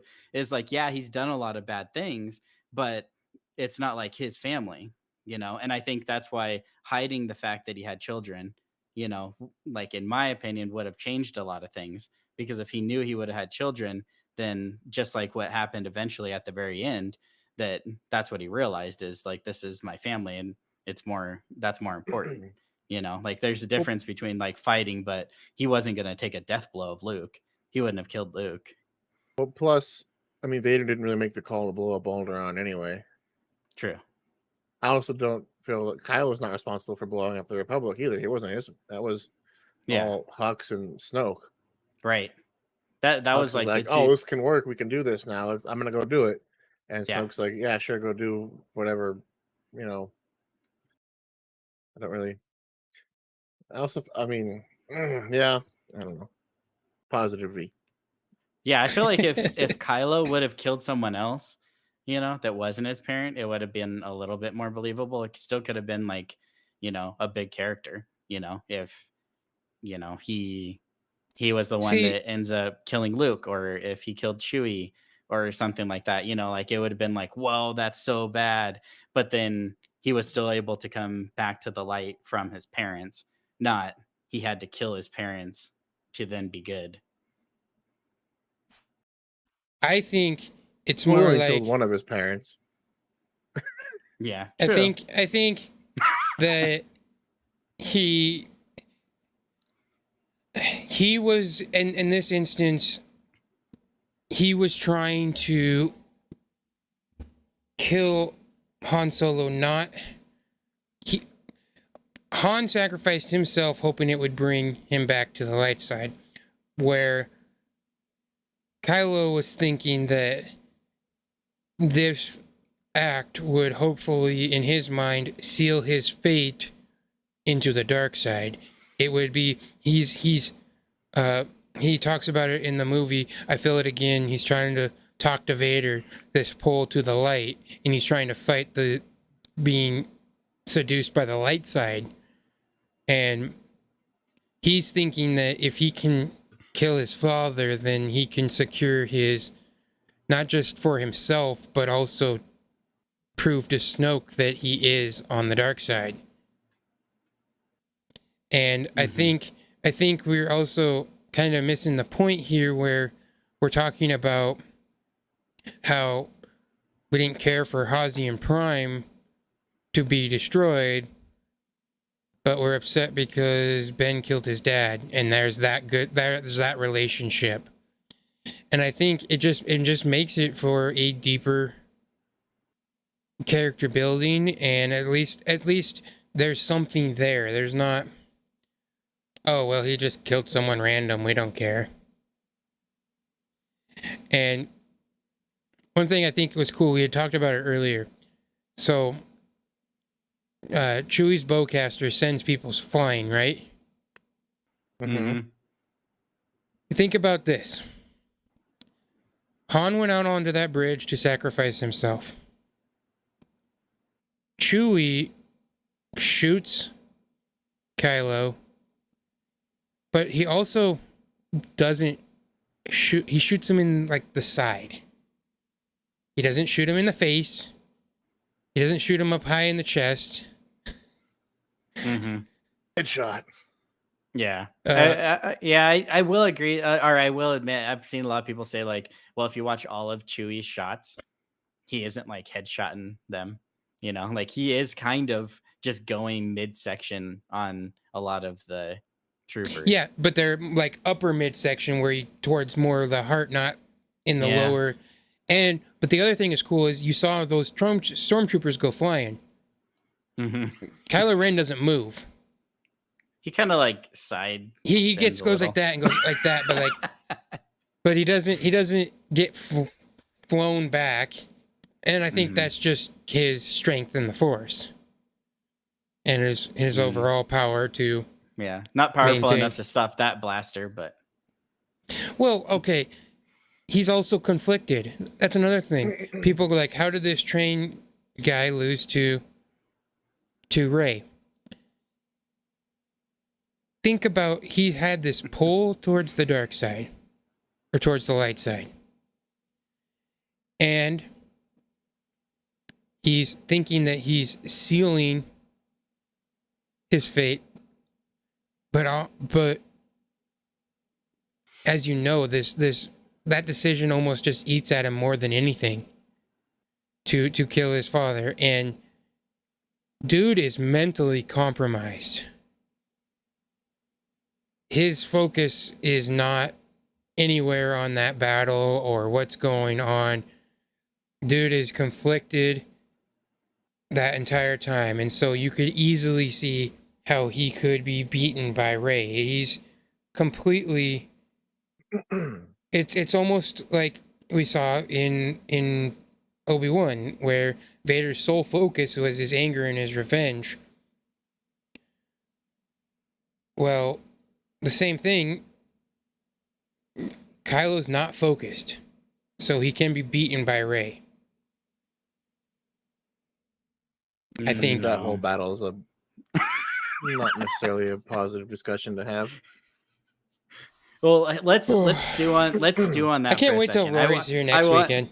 I know next week. that'll be good with Rory. But let's just think about this for a second. But I do want to go to Just Star Wars comment. He said no. However, if Vader knew about Luke and Leia early on, he would have been looking for them to turn them to the dark side, perhaps with the idea that their combined power could bring back Padme.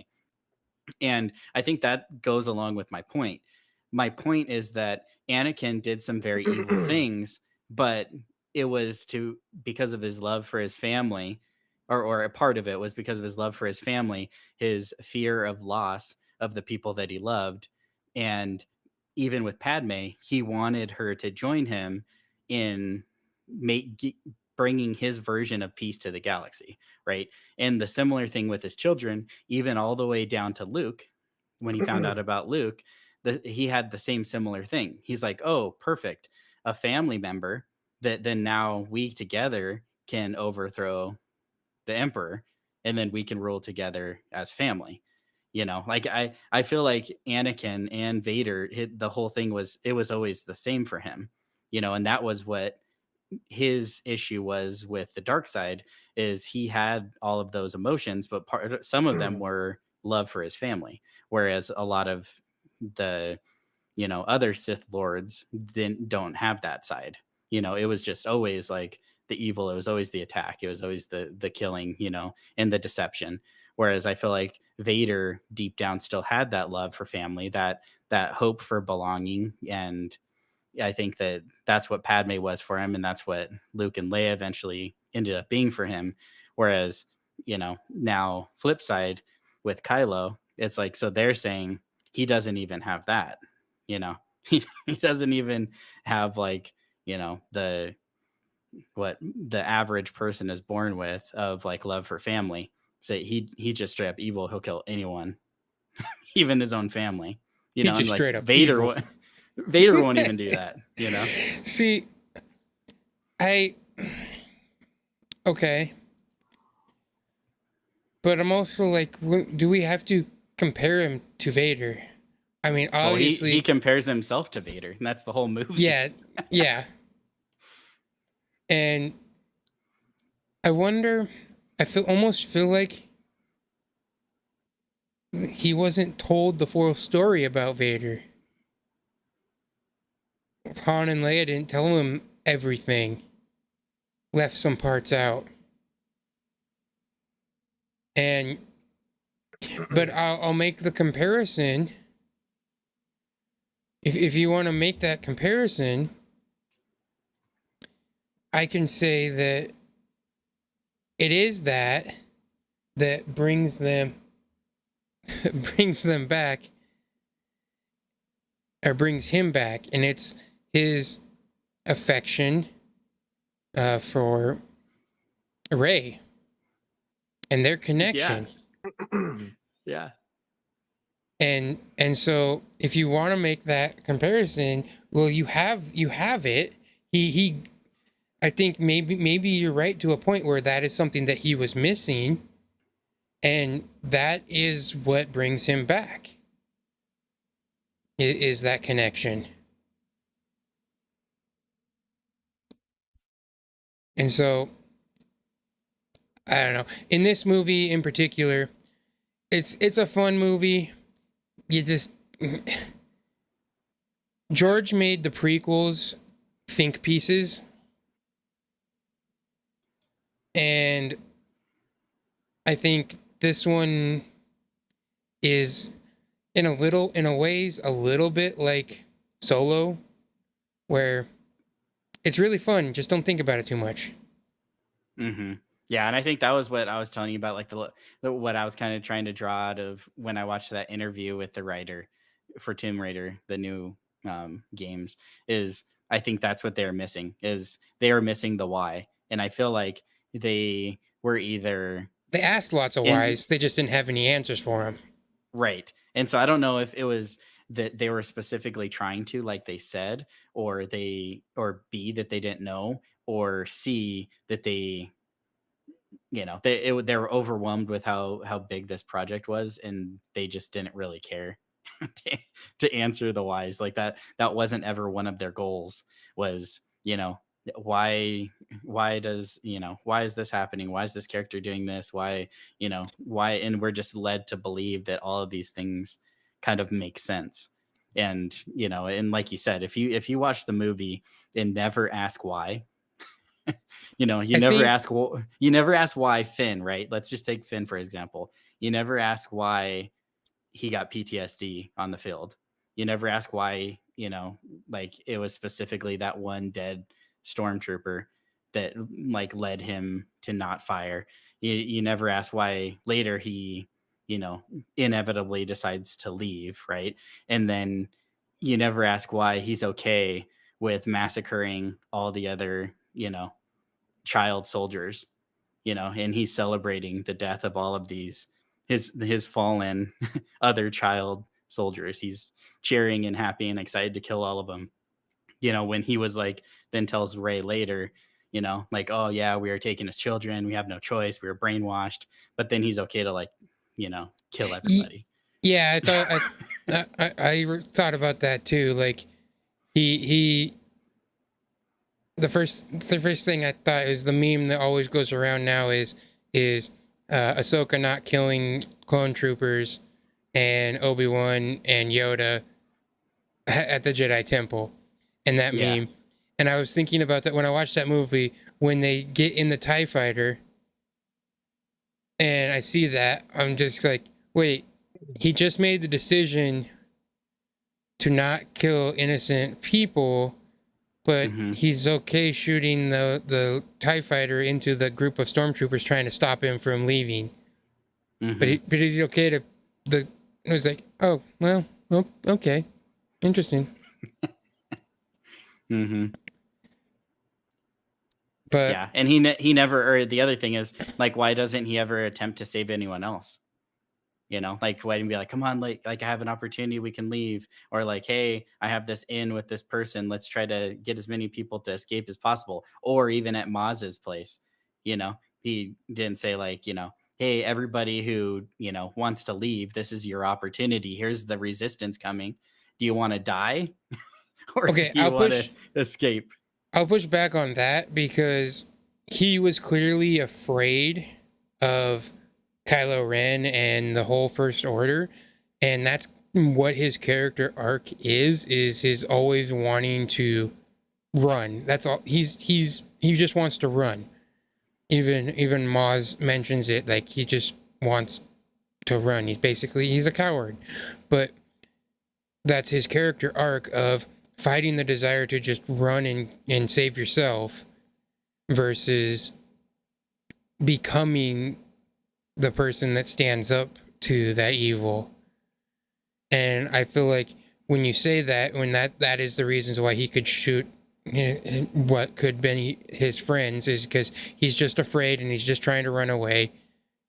And he, at this point, that is his character arc where he learns to stick up for his friends and to be the good person instead of just running away. Because even after he gets Rey in The Last Jedi, his tendency is still he wants to run. And so that is his character arc, I believe. Yeah, except I think the problem in this one is it's like a back and forth. Like he has like these, sometimes he's like super afraid, wants to run. Then other times he picks up a lightsaber and wants to go one on one with a random, stormtrooper when he could have just ran.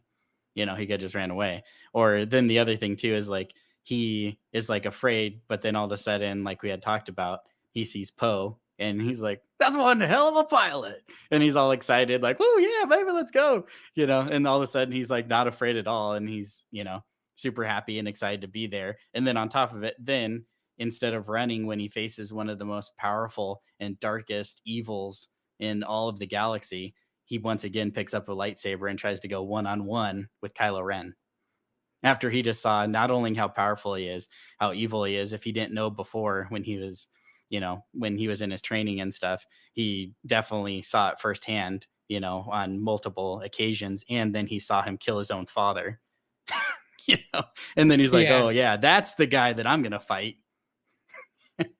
I think it's his friendship with Rey, and that's the reason. Because in this movie in particular, is like I feel like he sees Rey as like the first person that was ever nice to him, and so he has this protection instinct for her in particular. Because that's the only reason. It's the only reason he didn't run after the attack on Maz's base. That's the only reason he went to Starkiller Base in the first place. And even when he wants to run in The Last Jedi, he's still confused, thinking that Rey will want to just be safe too. So he's trying to take the tracker with him so that she can find him and they can just be safe instead of actually fighting. And that's his character. And I think I get what you're saying, but I also think that that's like his inner conflict as well, whether to run or to do the right thing. Mm-hmm. Yeah. I think overall, I think from my personal opinion, this is probably my least favorite Star Wars movie. Uh, I do enjoy it though. It is a fun watch. There's lots of things. There are lots of good moments. Like I said, the music in it is fantastic. You can almost take Yeah. more cues and understand what you're supposed to feel if you just listen to the music. Uh, that same goes with the next two as well. I think there are a Mm-hmm. lot of good positives. I don't think we touched on a whole lot of the positives today, but I think there are a lot there, and and I am here for people who want to tell me that they enjoyed this movie, and I will listen because I know there are a lot of people out there who Rey is their Skywalker. Rey is their Jedi, their hero, and there are people out here that this is their Star Wars, and I don't want to be the one to tell them that it's not okay to like these movies. There's still good to be found, I believe, in these movies, and I think we'll get to more of the good. I know I will in the next two, especially. Mm-hmm. Yeah. Yeah, I agree with that. And I think, we've said this always, you know, anybody can be a Star Wars fan if you enjoy watching Star Wars. And it doesn't matter what movie or film or book, comic, show that you enjoy. If that's what brought you to Star Wars, that's why you love Star Wars. That's amazing. And yeah, anybody who who watches this and loves this movie, it's your favorite movie. Definitely in the comments or in our Discord, like we'd love to hear your thoughts on it. And like side note, if Ray is your favorite Star Wars character, then I'm extremely jealous because I wish that my favorite Star Wars character never made a mistake and was perfect. Never had anything bad ever happen. Anytime that any issue ever came up, they knew what to do every time because that would feel amazing to just have your favorite character just always do the right thing, never have any sort of trouble of conscience or anything like that. That because she does. If you look at it that way, she always knows what to do. She always does the right thing. She has split second thoughts of maybe possibly not doing the right thing, but she always, no matter what, does the right thing. And kind of like a MacGyver of just knowing everything, you know yeah, I think that that that would make the experience a lot funner. But yeah, I think overall, like you guys said, this movie, taking it for what it is, there's a lot of fun moments. There's some fun moments like in the different fighters and with the battles in space and stuff like that, which I always love to see in any type of Star Wars movie. The different color of the X-wings, even, it's such a small thing, but like I don't know, it kind of makes it like more menacing or something like that. But I love the look of the new X-wings with their new paint job and everything like that. And Mhm. like we had mentioned before, I loved seeing all of these characters in this movie. And at this point, not really knowing where anything went, it was cool to see Han and Chewie and to see Leia again. And then obviously, like, one of the most, I will say this about this movie too, is one of the most epic cliffhangers of all time. And Mark Hamill himself said what he loved about this is that it was a cliffhanger, like literally. He was on the edge of a cliff. So he's like, it's like the best cliffhanger you could have ever done because it's literally on a cliff. So it's not just Mhm. metaphorically, but it's literally a cliffhanger. And I feel like at the time, sitting in the theater the very first time, I was so upset that that's how it ended. I was like, no, there's no way. Like he doesn't even say anything. Like we don't know anything because at that time you don't know why he's there. And obviously we'll talk about that later. But at the time, my thoughts were like, why is he there? What's his plan? What's it? How is he going to be the Luke that we know, right? Like what's the real reason he's there? There has to be some reason that he's there. Is he training? Force ghost situation, something like that. And so at the time, it was such an amazing cliffhanger, and I was so excited to see where the next one was. Even though I was pondering a lot of the different things that went different ways in my head in this movie, but I was super excited actually for the second movie based on that cliffhanger, because I'm like, oh my goodness, there's Luke, and like, oh, what's gonna happen next? And Yeah, I agree with that. so Probably the easiest money Mark Hamill's ever made. yeah, some good money. I think he made Yeah. a pretty good amount of money for his amount of screen time. Yeah, I think what's weird about this movie is I don't remember this much. I felt like the general reception for this movie was okay. It was fine. It was like, it wasn't overly great, but it wasn't negative for the majority. And it wasn't until The Last Jedi came out that people started to really complain about them. I think I feel like the general discourse was, yeah, it was okay. It was good. It was fine. Well, it wasn't. I mean, there was some that said, oh, it was just a remake of A New Hope. But for the most part, it was, yeah, it was a good start. It was whatever. And so I feel like the negativity didn't really start until The Last Jedi. But we should all know this. As Star Wars fans, there's always negativity. It doesn't matter if it's good or not. There's going to be people who hate it. Yeah. You don't. Well, I think don't that's kill the with things you anything hate. that's with anything that has a fan base that's this large. There's going to be people who find things they don't like, and there's going to be people who find things they do like. And that's the hard thing, is that I think generally the people who don't like something, like we've talked about, mention it more. And I also feel like that even affects us to a point, where some of the things I would think, yeah, whatever, I didn't think too much of that part. I don't, okay, they killed Hosnian Prime or whatever. Okay, I don't really, I'm kind of glad it wasn't Coruscant, so that could still come back later. I don't have to think too much of it. But when you start to analyze things down to the details, and then almost some of the fun gets ruined. And it kind of takes the joy out of it a little bit. But I think, do we want to start to wrap things up? I think we've kind of hit some of the points. Yeah, I think it's good. We've been pretty negative. I think I'll have a lot. I know I'll have a lot more positive things to say about The Last Jedi.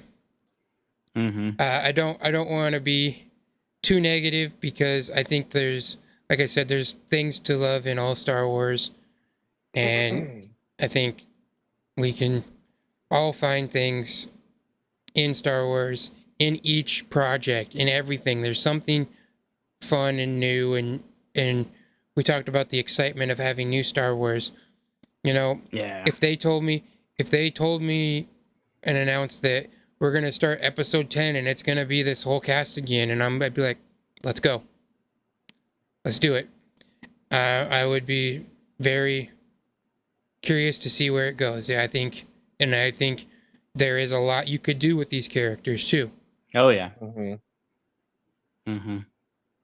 Hopefully, the Emperor has returned again somehow. Get us a new baddie. So that's why this movie succeeded. I felt like Snoke was a menacing presence. Interesting. Yeah. Who is he? I felt like that was something, and then it wasn't.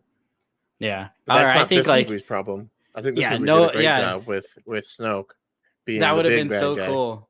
Yeah, that would have been so cool if Snoke ended up being the final villain. And then I think the other thing is because, he was on hologram, you don't know his size. And like people like call him Golem all the time. And I was like, that would be like hilarious too. Like if he was the size of Yoda at the very end. You know what I mean? Like no one he's huge on all the holograms, right? But the very last scene, they have to fight him, and he's like Yoda size, but like extremely That's powerful. why he's always really big on the holograms, because compensating. He's compensating. Oh my gosh. Like, oh man, that would be so Judge me by amazing. my size, you will. My fake size. Well, why don't we go ahead and I want to thank everyone in the chat. Seth, Just Star Wars. Let's see, we had some others up at the top. Togobap, thank you. Also, thank everyone for joining us. And why don't you guys, Josiah, go ahead and plug your stuff, and then we'll call it a day. Yeah. So, once again, like you said, thanks everybody for coming. This was an interesting one. It was our first one that we had the question, even in the title, can we look at the Force Awakens in a positive light? And apparently no. I would say no. I would say that no, it was really difficult. And we even talked about this a little bit before the show. But yeah, it was, I watched it a couple of times actually in the past week, and it was tough. Watching it by myself, watching it with my wife. It was difficult. I was really looking forward to watching it and being more excited about it, finding maybe things I missed before, things to be excited about while preparing for this episode. But I feel like Tyler said, I think this was my least favorite. I don't hate it by any means, but it was definitely my least favorite of this trilogy. And it's hard to fish out the different things that I really enjoyed when there's the overarching plot and different choices with the script or whatever is just right in your face all the time throughout the movie. But yeah, thank you so much for watching this, and sorry if you 100% came here just for 100% positivity for this movie, because but I will say I tried to be positive. But anyways, yeah, you can Yoda says find there is me. no try. So I think Yoda was wrong about a lot of stuff. That's kind of the downfall of the Jedi Order. That's 100% true too. And he obviously didn't know who the Force worked either, because he just told Luke that you don't need training. You can be like Rey and zero training, and you can be the hero and kill the Emperor single-handedly. But anyways, yeah. So back to what I was supposed to be doing is I'm always on Twitter. So if you ever want to reach out to me, talk to me, my DMs are open. Martinez mostly on Twitter. My son also has a YouTube channel, Hezekiah's Toys and Games. You could find it in the description below or on the Discord. There's a link there as well. He's always doing fun stuff. So we're going to do unboxings, Lego builds, fun stuff like that. Currently he's doing a giveaway for $100 any way you want it. So yeah, definitely go into that. It's funny, and it's a good time. All right, Q. Time for me to plug my stuff. Yep. All right. Well, thanks everybody again for stopping by. As always, whether we're the most positive or we're just semi-positive, it's always fun to talk Star Wars. And it's always fun to be with you guys and talk about something that we all have such a passion for. And if you're interested in any more of my content, I've got my Twitter there at Crazy Quinton. I'm on Twitch at Crazy Q. I do some some all kinds of different video games. I was playing some Star Wars: The Republic earlier today. I might start streaming that again, to try to finish that. And I've got my YouTube channel there, Crazy Q Gaming. Feel free to give me a like, give me a subscribe. Really appreciate it, and check out what we've got. And hopefully the quality of the videos there will get better, and I'll get more of them. I'm still new to making videos for YouTube, so it'll be a slow process. You can grow with me. Yeah, basically the same, and all of the things that have been mentioned, all links to Hezekiah's channel is down there in the description. Link to my YouTube as well, and Quinton's. You can follow me. I did change my handle because I want to be Darth Canuck, but some places it's taken, so I had to go with something else. But the link is there in the description. And also, yeah, I do stream variety of stuffs. We'll be playing more. I want to do playthroughs of Jedi Fallen Order and some other Star Wars games, and just hanging out. All right, guys. Well, one thing I wanted to point out that was funny. Do you know what the last line of this movie was? May the Force be with you. They didn't say always. So I thought it was may the Force be with you for a little bit. I thought the last line was like Rey heavily breathing, giving the lightsaber to Luke. There's no line. I mean, let's see if the the closed captioning say that's a line. The closed caption, heavy breathing. They say stuff like that sometimes. So if it does, it doesn't. Well, I mean, yeah. All right, guys. That hasn't said it yet. We're gonna take May the off. Force be with you always. May the Force be with you always.